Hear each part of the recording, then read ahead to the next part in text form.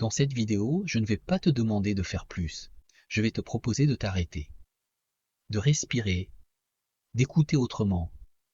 Reste jusqu'à la fin, car ce que tu vas entendre pourrait changer ta manière de penser, de parler et même de vivre. Nous vivons dans une époque où le bruit est devenu la norme. Dès le réveil, les écrans s'allument, les notifications s'accumulent, les voix se superposent. Le silence, autrefois naturel, est aujourd'hui perçu comme un vide à combler. Pourtant, ce vide apparent cache une richesse immense. Le silence dérange parce qu'il ralentit. Il nous oblige à interrompre le flux continu d'informations et à faire une pause. Dans ce calme soudain, beaucoup ressentent un malaise, car le silence révèle ce que le bruit dissimule. Il met en lumière nos inquiétudes, nos doutes, nos désirs inavoués. Le bruit devient alors une protection, une manière d'éviter la rencontre avec soi-même. Mais le silence n'est pas une absence, il est une présence subtile. C'est dans le silence que l'esprit commence à ordonner ses pensées, que les émotions se déposent, que l'âme respire. Lorsqu'il n'y a plus de bruit extérieur, une écoute plus profonde devient possible. Une écoute de soi, mais aussi des autres et du monde. La parole, pour être juste, a besoin du silence. Une parole qui naît sans silence est souvent précipitée, excessive ou superficielle. Le silence prépare le terrain, il donne de la profondeur aux mots et leur permet de toucher le cœur. Il apprend aussi à respecter le rythme de l'autre, à écouter sans interrompre, à comprendre avant de répondre. Il existe un silence encore plus exigeant, le silence intérieur. Même dans un environnement calme, l'esprit peut rester agité, envahi par des pensées incessantes. Ce tumulte intérieur nous fatigue, nous éloigne de la paix et de la clarté. Retrouver le silence intérieur ne signifie pas supprimer les pensées, mais apprendre à ne pas s'y accrocher. C'est un exercice de patience, une discipline quotidienne, un choix conscient.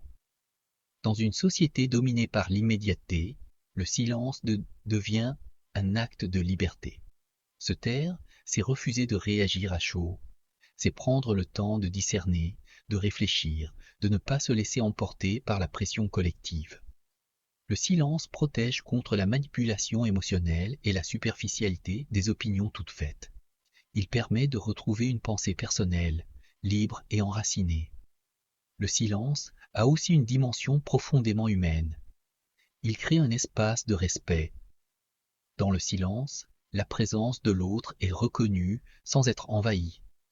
Il y a des moments où le silence console plus qu'un discours, où il exprime une compréhension que les mots ne peuvent transmettre.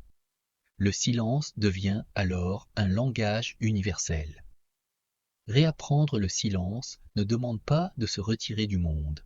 Il s'agit plutôt de transformer notre manière de vivre.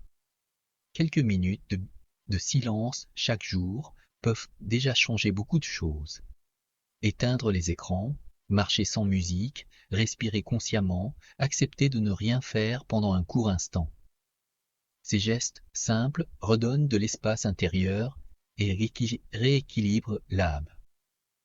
Avec le temps, le silence devient un refuge. Non pas une fuite, mais un lieu de ressourcement. Il aide à mieux agir, à mieux aimer, à mieux décider. Il éclaire les choix importants et apaise les conflits intérieurs. Dans le silence, l'essentiel reprend sa place. Le monde continuera à faire du bruit.